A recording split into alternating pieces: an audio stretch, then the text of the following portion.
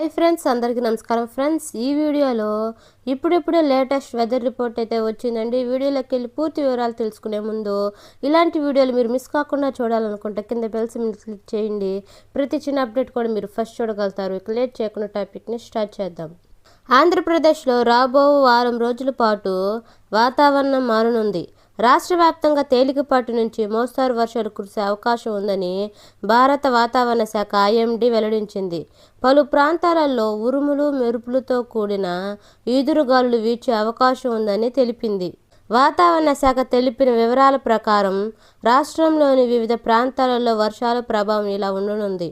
ఉత్తర కోస్తా యానం ప్రాంతాల్లో ఆగస్టు 6 వరకు భారీ వర్షాలు కురిసే అవకాశం ఉందని, దక్షిణ కోస్తా రాయలసీమ జిల్లాల్లో ఆగస్టు 5 వరకు ఉరుములు మెరుపులతో కూడిన జల్లులు కురిసే అవకాశం ఉంది. ఆగస్టు 7 వరకు రాష్ట్ర వ్యాప్తంగా గంటకు 40 నుంచి 50 కిలోమీటర్ల వేగంతో బలమైన గాలులు వీచే ప్రమాదం ఉందని వాతావరణ శాఖ హెచ్చరించింది. పిడుగులు పడే అవకాశం ఉన్నందున, గాలుల తీవ్రత ఎక్కువగా ఉన్నందున ప్రజలందరూ అప్రమత్తంగా ఉండాలని మరియు సురక్షిత ప్రాంతాల్లో ఉండాలని అధికారులు వెల్లడించారు. ఇక తెలంగాణలో ఇప్పటికే వర్షాలు కురుస్తున్నాయి. రాష్ట్ర రాజధాని హైదరాబాద్లో సహా పలు ప్రాంతాల్లో వర్షాలు దంచుకొడుతున్నాయి.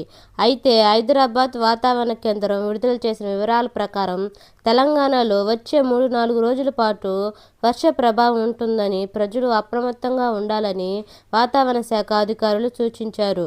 ఆదిలాబాద్, కొమరంభీం, ఆసిఫాబాద్, మంచిర్యాల, జయశంకర్, భూపాలపల్లి, ములుగు, భద్రాద్రి కొత్తగూడెం జిల్లాల్లో అక్కడక్కడ భారీ వర్షాలు కురుస్తాయని వాతావరణ శాఖ అంచనా వేసింది. అదేవిధంగా బుధవారం తేదీన ఆదిలాబాద్, కొమరంభీం, ఆసిఫాబాద్, మంచిర్యాల, నిర్మల్, నిజామాబాద్, జయశంకర్, భూపాలపల్లి, ములుగు, భద్రాద్రి కొత్తగూడెం జిల్లాల్లో అక్కడక్కడ భారీ వర్షాలు నమోదయ్యే అవకాశం ఉందని వాతావరణ శాఖ అధికారులు పేర్కొన్నారు.